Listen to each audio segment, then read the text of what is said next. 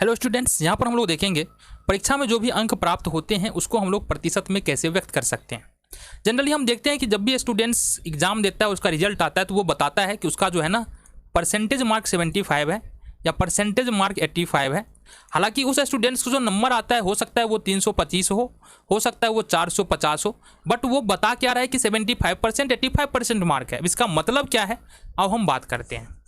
यहाँ पर स्टूडेंट क्या कर रहा है ना कि जो भी नंबर उसको प्राप्त हुए हैं उसको परसेंटेज में यानी प्रतिशत में व्यक्त करके बता रहा है। तो हमारा जो एग्जाम में रिजल्ट आएगा उसको हम लोग कैसे प्रतिशत में बदल करके चेक कर सकते हैं, अब हम बात करते हैं। देखो, इसके लिए हमको करना क्या पड़ेगा, जो तरीका हम बता रहे बिल्कुल वही तरीका यहाँ पर तुमको लगाना है। तुमको बहुत ज़्यादा यहाँ पर दिमाग नहीं लगाना है। करना क्या है, देखो यहाँ पर सपोज अगर हम 10th के बोर्ड एग्जाम की बात करते हैं, किसकी बात करते हैं, 10th बोर्ड की बात करते हैं। चाहे तुम किसी भी बोर्ड से हो, यूपी बोर्ड से हो, बिहार बोर्ड से हो, केरला बोर्ड से, किसी भी बोर्ड से हो, तो 10th बोर्ड एग्जाम में का जो एग्जाम होता है ना वो 500 नंबर का होता है। तो ये कुल अंक कितना है हमारे पास, कुल अंक यहाँ पर हमारे पास 500 है। अब किसी स्टूडेंट ने लाया यहाँ पर 500 में से 410 नंबर, कितना लाया, 410 नंबर। तो ये हो गया तुम्हारा प्राप्त अंक। क्या हो गया हमारा प्राप्त अंक। अब हमको इसका परसेंटेज निकालना है। तुम्हारे पास दो ही बातें यहाँ पर दी हुई होगी, एक तो कुल अंक पता होगा, दूसरा तुम्हारा प्राप्त अंक पता होगा।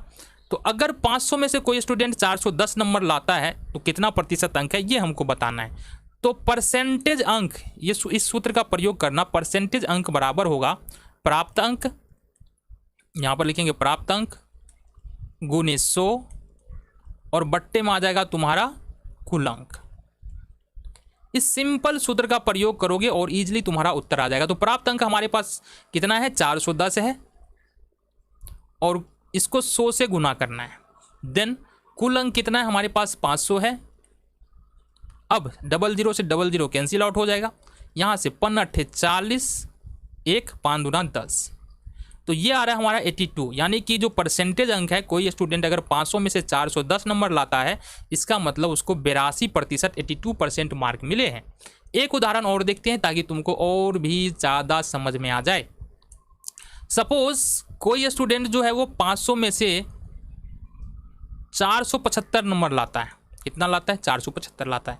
तो ये 500 क्या है, 500 है कुल अंक, ठीक है, और 475 क्या है, प्राप्तांक है, पर यानी कि प्राप्तांक है। याद करो पीछे हमने फॉर्मूला क्या बताया था, परसेंटेज अंक।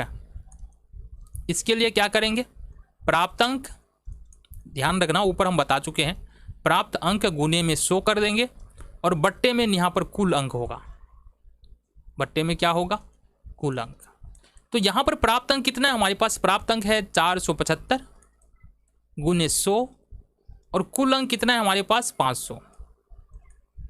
तो 00 से 00 कैंसिल आउट हो जाएगा। अब 475 में अगर 5 से भाग दे, 5 45, 2 5 25 25, तो ये तुम्हारा जो अंक निकल के आ रहा है वो निकल के आ रहा है 95%।